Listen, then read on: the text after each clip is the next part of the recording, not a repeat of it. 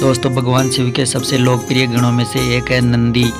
नंदी जी कैलाश पर्वत के द्वारपाल भी माने जाते हैं। आप सभी ने देखा होगा कि मंदिरों में शिवलिंग की कुछ दूरी पर नंदी जी की मूर्ति भी विराजमान रहती है। कई लोग जब मंदिरों में पूजा के लिए जाते हैं तो नंदी के कानों में अपनी मनोकामना बोलते हैं। ऐसा कहा जाता है कि नंदी के कान में अपनी मनोकामना बोलने से वह मनोकामना पूरी हो जाती है।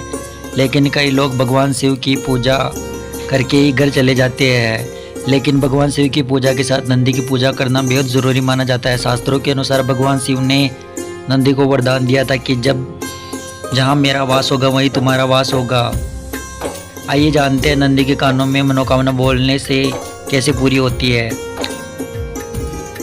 शिव मंदिर में लोग अपनी मनोकामना नंदी के कानों में बोलने के बाद बाहर आते हैं। कहा जाता है कि शिव जी अधिकतर अपनी तपस्या में लीन रहते हैं।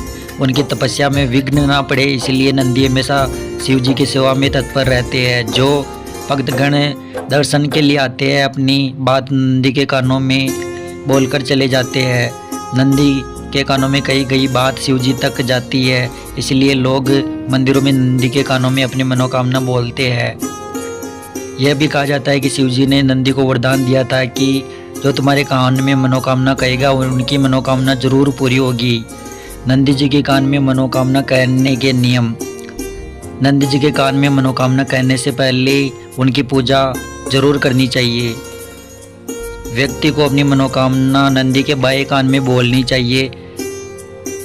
इस कान में मनोकामना बोलने से बहुत महत्व होता है। हालांकि दूसरे कान में भी मनोकामना बोल सकते हैं। जब भी आप मनोकामना बोलते हैं तो दोनों हाथ होठों पर रख ले ताकि आपको कोई देख ना पाए और आपकी बात कोई ना सुने।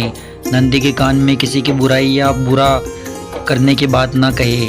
जब भी आप अपनी मनोकामना बोलते हैं तो उसके बाद में उन्हें आप फल या पैसे कुछ भी चढ़ा सकते हो।